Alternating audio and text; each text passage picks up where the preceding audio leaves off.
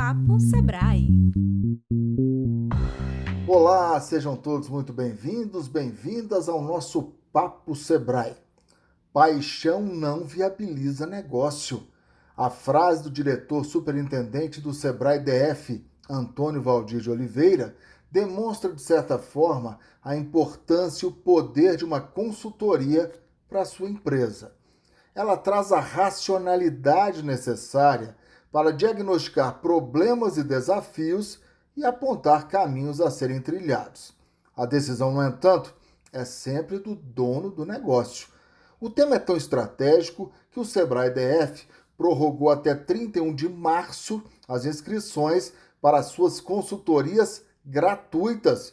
Você não pode perder, hein? Sobre este tema, nós conversamos com Valdir de Oliveira. Vamos acompanhar? Entrevista. Valdir, seja muito bem-vindo, tudo bem?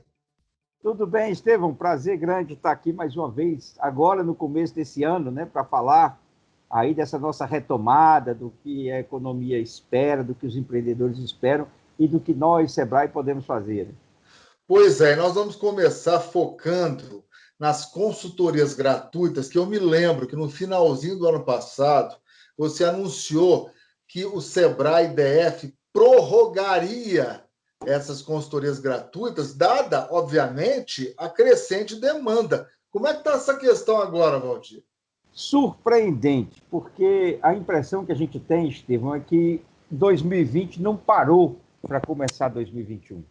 A impressão que a gente tem é que foi uma continuidade, a gente continuou no ritmo que estava, aumentando ainda mais. A nossa retomada, ela é uma retomada sempre muito lenta, Estevão. Eu faço um paralelo do nosso mercado com uma meia parábola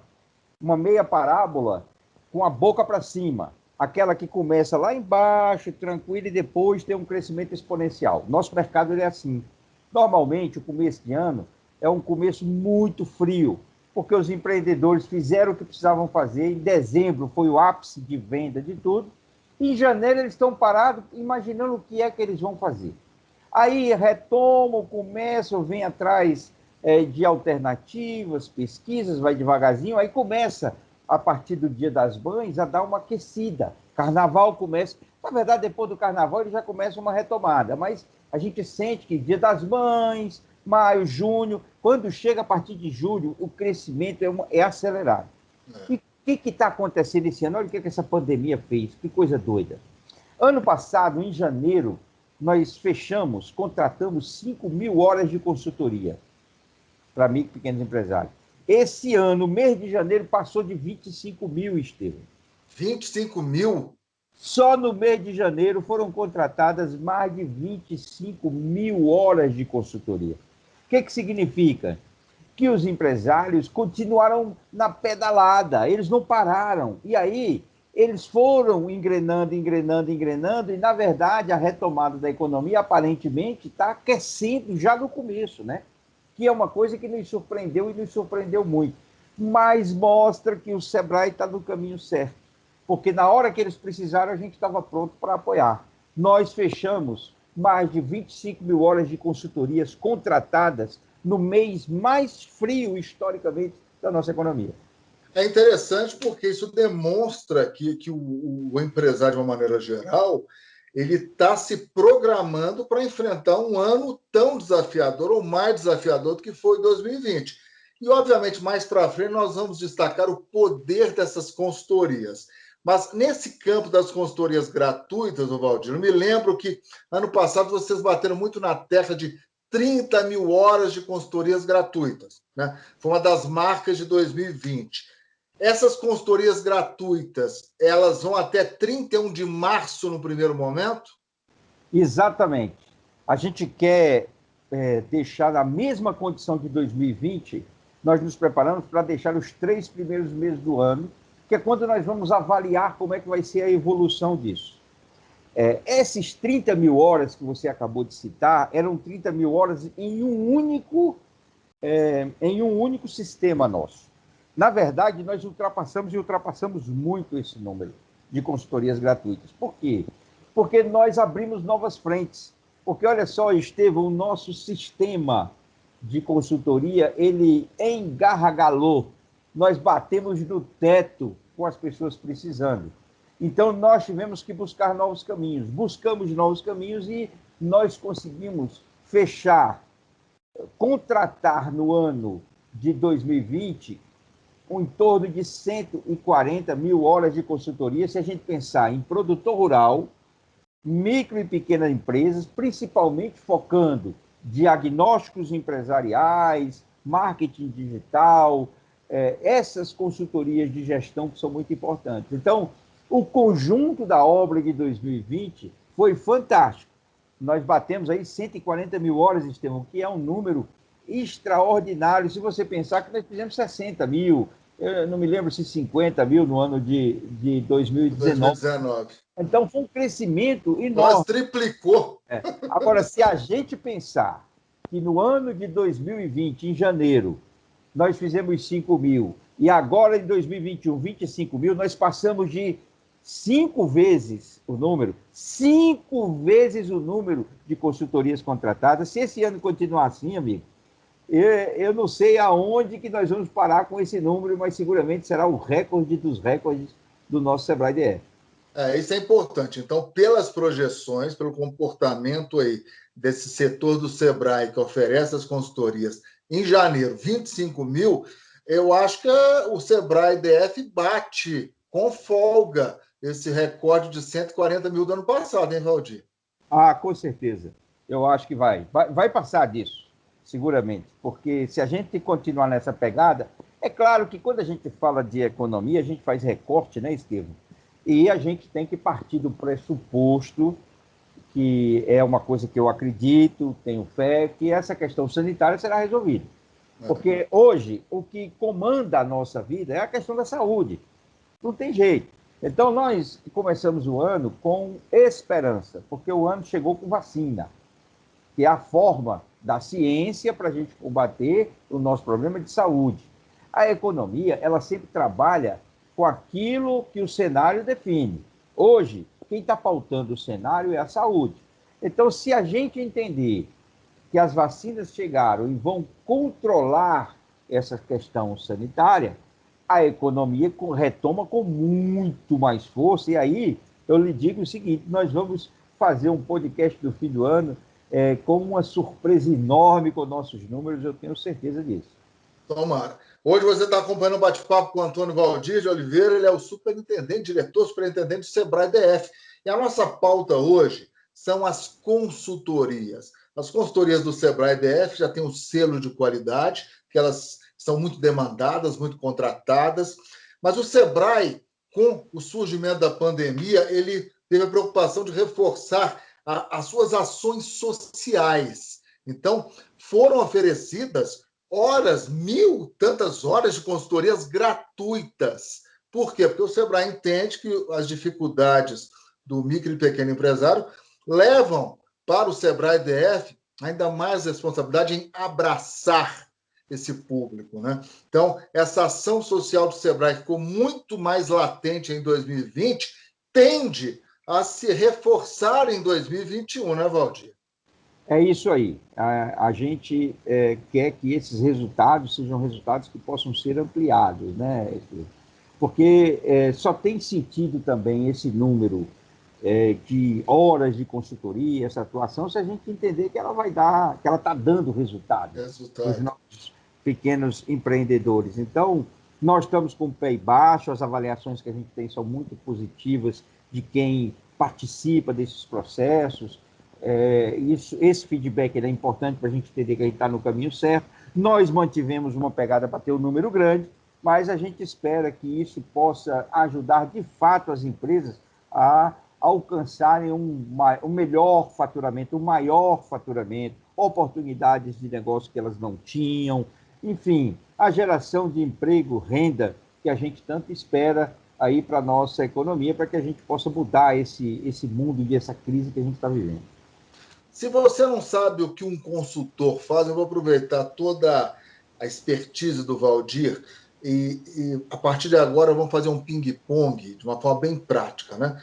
Valdir, qual a importância de uma consultoria? O que o consultor faz na minha empresa se eu recebê-lo? de forma muito simples, é colocar em você a consciência do que é a realidade da sua empresa. Porque dizem, Estevão, os especialistas, que quando você pensa em negócio, você trabalha com 80% de emoção e 20% de razão. A sua emoção está muito aflorada. É isso que os especialistas dizem. E o consultor, ele traz você para a realidade. Ele equilibra a emoção e a razão, e ele equilibra de que forma? Trazendo a realidade do mercado e da sua empresa, para que você possa tomar a decisão. Não espere do consultor decisão para os seus negócios. Quem tem que tomar a decisão é você mesmo. Ninguém conhece o seu negócio melhor do que você mesmo. Olha, isso aí é ótimo, hein? Essa sua ninguém frase é conhece. ótima. Não adianta terceirizar a decisão, não é isso, né? Não é isso. O consultor, ele está ali para orientar, para trazer informação, para dar direcionamentos. Mas a decisão precisa ser do próprio empreendedor. Eu brinco dizendo que o melhor consultor para uma empresa é o próprio empreendedor, aí que é o proprietário dela, né? O Valdir foi muito feliz quando ele expõe, baseado em pesquisas, emoção e racionalidade. Obviamente, se eu sou um consultor, sou profissional, eu não posso me envolver emocionalmente com a empresa. Eu vou lá para dar um diagnóstico, doa quem doer, falar a verdade. Aí você reforça essa racionalidade. Você está lá dentro, você é empresário, muitas vezes você fica meio cego, né? Tanta coisa que um consultor vai te dar uma mão. O consultor pode salvar um negócio ou não? Ele pode dar os caminhos. Só quem salva o negócio é a ação do próprio empreendedor. Um negócio, para ele dar certo, Estevão, tem que ter uma convergência de fatores. Tem o olhar para dentro e o olhar para fora da empresa. Então, se os fatores internos ou os fatores externos atrapalharem, não tem consultor no mundo que dê certo e que ajude, né? O primeiro ponto que a gente precisa debater aqui, Estevão, um conceito que é importante para quem está nos ouvindo, é o que é um negócio dar certo. Significa o que dar certo? Sabe por que eu digo isso? Porque a gente tem na cabeça que um negócio ele se baseia única e exclusivamente na sua própria sustentabilidade. É assim que eu vejo o negócio. Por quê? Porque o meu olhar é profissional. Mas nem todos os olhares são assim. Tem valores, que são valores que a gente não consegue estimar no nosso trabalho. Então, a gente acaba passando ao largo dele. A gente não coloca ele na conta. Vou te dar um exemplo, Estevão. Você quer vender uma casa que foi uma casa de família, da sua história de família. Seu pai, seu avô teve naquela casa. Ali tem uma história que ninguém sabe contar, exceto você mesmo. Quando você chama um corretor para ele dizer o valor dessa casa, ele vai te dizer o valor de mercado. Ele vai olhar para o mercado e dizer, isso aqui é valor de tanto. Isso. E aí você vai dizer, não, porque eu tenho uma história de vida de toda a minha família. O meu avô foi criado aqui assim, assim, assim. Meu pai, eu passei por histórias aqui. Esse valor, ele é um valor que ele não está no mercado, Estevão. Mas difícil de mensurar, né? Mas não quer dizer que mesmo não estando numa métrica, ele não exista. Por quê? Porque o que vale é o valor para você. Então você pode dizer, não, eu quero botar o valor de tanto nessa casa, porque esse é o valor que eu quero. Ah, você vai demorar a vender. Não interessa. Aí tudo bem, é outra história. Mas isso é importante, esse paralelo, para dizer para as pessoas que estão nos ouvindo, que o que a gente faz no Sebrae é dar a você a visão de mercado, as métricas de mercado e o que é sustentável para o mercado. Mas quem decide é você mesmo. Esses dias eu recebi, junto com o nosso técnico, uma pessoa que queria montar um negócio. Fez um contato comigo, tem uma história emocional em cima dessa ideia, tem uma relação familiar em cima dessa ideia. E aí a gente viu que eles já começaram a tomar decisões antes dos estudos mostrarem se isso era viável ou não. Por quê? Porque essa decisão já está tomada. Então, o que eu disse a eles foi que a gente vai fazer o nosso trabalho para mostrar a eles se é viável ou não. Mas não queremos dizer que ele não faça. Apenas para eles terem noção de quanto eles vão ter de prejuízo do que eles querem fazer, que é emocionalmente importante para eles. Vou te dar um outro exemplo, Estevão. Aqui em Brasília nós temos a embaixada do Fortaleza Esporte Clube. Conheço. Eu vou lhe convidar para assistir um jogo conosco. É E um aí prazer. eu fui procurado pelo pessoal da embaixada, por quê? Porque eles querem montar uma sede para que a gente possa assistir o jogo, mas ao mesmo tempo fazer ali alguma atividade, algum negócio que possa sustentar. E eu estava explicando para eles que uma coisa é uma coisa, outra coisa é outra coisa. A paixão pelo futebol, quando se mistura com o negócio, tende a dar errado. Agora, se o valor disso é importante, tira do bolso e paga, não interessa. Mas não pense que isso viabiliza o negócio, porque não viabiliza. Paixão não viabiliza negócio. Para o empreendedor que está nos ouvindo, para ele entender se ele está completamente antenado com o mercado e se ele está no momento ou na consciência de negócio, quando ele começa o negócio, ele tem que estar preparando para vender aquele negócio. Se ele começa o negócio com uma relação de paixão e de amor, ele já está começando desconectando de mercado. Uma empresa e um negócio, Estevão, é um ativo. Toda vez que você começa, você já tem que pensar, preparar para vender esse negócio. Carro não é assim, Estevão? Você compra um carro, aí você já começa a pensar em valor de mercado, tem que trocar, tem que... Se você diz, não, esse carro eu tenho uma paixão danada, eu vou ficar 30 anos com ele, amigo, então isso não é um carro, isso é outra coisa, mas ele não é bom carro. Ô, Valdir, a pergunta que eu fiz se a consultoria pode salvar o negócio, eu acho que demandou uma resposta, uma análise muito rica, com exemplos práticos, mas foi provocativa para a nossa última questão. Papo é bom, passa o tempo rapidamente. Consultoria, Valdir, ela é ou deve ser preventiva ou corretiva? O ideal é que seja preventiva. É a mesma pergunta que a gente tem que fazer para a sua relação com o médico na saúde. Você pode procurar o médico na hora que você está doente ou você procura o médico antes para não ficar doente? Essa é a ideia. A lógica de negócio é a mesma coisa. O que é o ideal? É você se prevenir. Isso não quer dizer imunizar. É que nem médico, Estevam. Você faz os seus exames rotineiros todo ano. Vai lá no seu cardiologista, faz o que tem que fazer, e você vai acompanhando. De repente aparece uma indesejável doença na sua vida. E você diz, mas eu me preparei tanto. Mas isso é o imponderável. O negócio é a mesma coisa. O ideal é que você sempre faça ações preventivas para que você possa ir corrigindo rumos e preparando a sua empresa.